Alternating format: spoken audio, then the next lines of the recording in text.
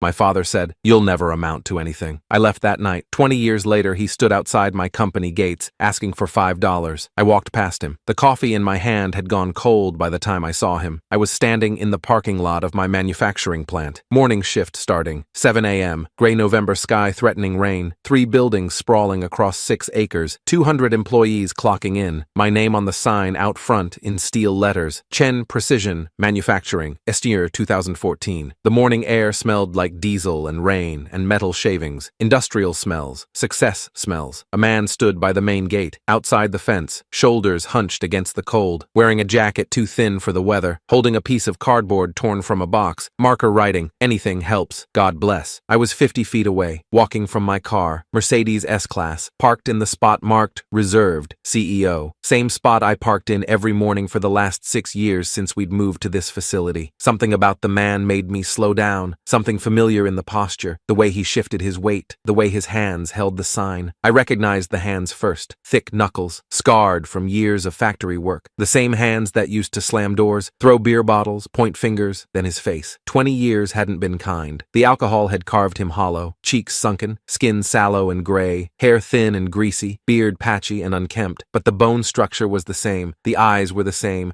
pale blue, watery now, roomy, but still his, my father, standing outside my company, begging for change. He didn't recognize me. I stood there in the parking lot, keys in one hand, briefcase in the other, wearing a suit that cost more than he'd made in 6 months at his peak, watching him, processing. Security was watching from the booth. Randy, good guy, former Marine. He'd worked for me for 3 years. He was looking at my father, then at me, waiting to see if he should do something. A few early shift workers were trickling in through the side entrance. Lunchboxes, thermoses, high-vis vests. Some of them glanced at the man by the gate. Most ignored him. You see enough homeless people in industrial areas. They blend into the background. Someone honked behind me, impatient. I stepped aside, let them pass. My father looked up at the sound, looked right at me. "Spare some change?" His voice was rough, damaged. Years of smoking and drinking. "Just $5. Anything helps, please." I said nothing, just looked at him. His face was blank. No memory, no recognition. I was just another person in a suit to him now. Another stranger walking past. Another potential $5. But I remembered everything. I was 17 when he said it. Senior year of high school. Spring. Late April. I remember because my birthday was coming up. May 3rd. I'd been planning to ask if we could do something. Just the two of us. Dinner maybe. Something normal. We were in the kitchen. The small one in the rental house we'd been in for 3 years. The lights were buzzing overhead. Fluorescent. One of them flickering. The sink was full of dishes I'd been told to wash but hadn't gotten to yet. Homework had run late. I was tired. He came in drunk. Not unusual. Most nights after his shift he'd stop at Murphy's bar. Come home after 10, smelling like cigarettes and Budweiser and anger. His face already red, eyes unfocused. "You're lazy," he said. Loud, aggressive, looking for a fight. Just like your mother was. My mother had left when I was 12. Couldn't take it anymore. She'd sent birthday cards for 2 years. Then nothing. I didn't blame her. I didn't respond to him. I never did. Learned early that responding made it worse. "You hear me?" He was getting louder. "Lazy. Worthless. You'll never amount to anything. You're 17 years old and you can't even wash fucking dishes when I tell you to." I stared at the dish soap bottle. Green label. Dawn. Original scent. I can still see it perfectly. "You'll end up just like me," he continued. "Or worse. Probably worse. At least I have a job. You'll never amount to anything. You hear me? Nothing. You're nothing." He stood there for another minute, waiting for me to react, waiting for an excuse to escalate. I gave him nothing. He walked out, slammed the door, went to his room. I heard the TV turn on. Football game. Volume too loud. I stood there for 20 minutes, staring at those dishes, at that soap bottle. Then I went to my room, started packing. Duffel bag, old canvas, used it for gym class. I packed 2 shirts, some jeans, socks, underwear, my wallet, $32 in cash, everything I had, tips from bussing tables at the diner downtown. I waited until midnight, heard him snoring through the thin walls, passed out on his bed probably, still dressed, still stinking. I grabbed my bag, walked through the kitchen, saw those dirty dishes still in the sink, almost washed them. Old habit, pleasing him, avoiding conflict, didn't. Walked out through the back door, closed it quietly, got in my car, 1987 Honda Civic, rust spots, broken radio, but it was mine. Bought it myself with saved tips, $800. I drove away and didn't look back. The first year was hell. I slept in that car for 6 months, parked behind the 24-hour Walmart on the edge of town, used their bathroom to wash up, sink showers at 3 a.m. when nobody was around, bought cheap deodorant and soap, kept myself presentable enough. I worked night shifts at a warehouse, loading trucks, $10 an hour, 40 hours a week when I could get them. Morning shifts at a gas station when I couldn't, $7.50 an hour, shit pay, but I took every hour they'd give me. I ate ramen, dollar store bread. Day-old donuts the gas station let me take home. I saved every cent I didn't need for gas and food. Winter was the worst. Sleeping in a car in January. Ohio winter, below freezing most nights. I'd run the engine for heat until I couldn't afford the gas. Then I'd just pile on every piece of clothing I owned and shiver through it. By spring, I'd saved $2,000. Got a studio apartment, $400 a month. Roaches and broken heat, but it was mine. Had walls. Had a door I could lock. By year 2, I'd enrolled in community college, manufacturing technology, nights and weekends. Kept working full-time. Slept 4 hours a night. Drank so much coffee I developed an ulcer. By year 5,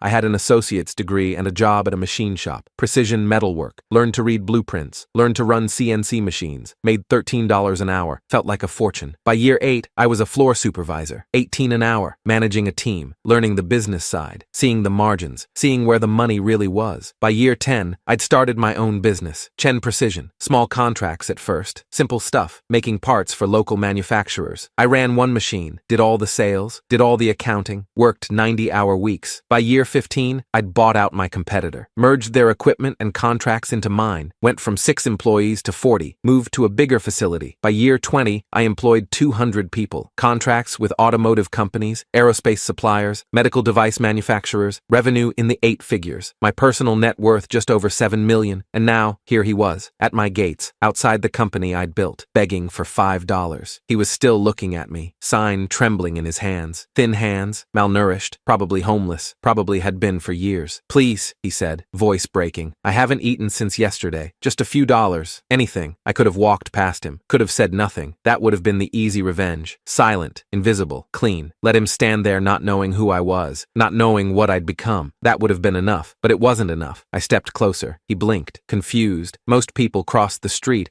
walked wide around homeless people. Do I know you? He asked, squinting, trying to focus, trying to place my face. I held his gaze for a long moment. Let him search my face. Let the years fall away. Let him see the 17-year-old who'd walked out. Let him see what that 17-year-old had become. Then I saw it, the flicker, the recognition, delayed, uncertain, but there. His mouth opened slightly. The sign slipped from his hands, fell to the wet pavement. Wait, his voice, barely a whisper. Are you? I reached into my pocket. His eyes lit up. Hope, desperation, thinking I was reaching for my wallet, for money, for help. I pulled out a business card, heavy stock, embossed, my name in gold, James Chen, CEO and founder, Chen Precision Manufacturing. I held it in front of him. Let him see it. Let him read it. Let it sink in. You told me I'd never amount to anything, I said quietly, calmly. You were wrong. I let the card fall. It fluttered down, landed in a puddle between us. Then I walked past him, through the gates, heard Randy buzz me in, heard the electronic lock click, heard my father's voice behind me, calling out, but I didn't turn around. Walked into my building, through the lobby, up to my office, corner office, windows overlooking the production floor, set down my briefcase, hung up my coat, sat at my desk, looked out the window at the gates. He was still standing there, staring at the card in the puddle, not picking it up, just staring. I turned away and got back to work.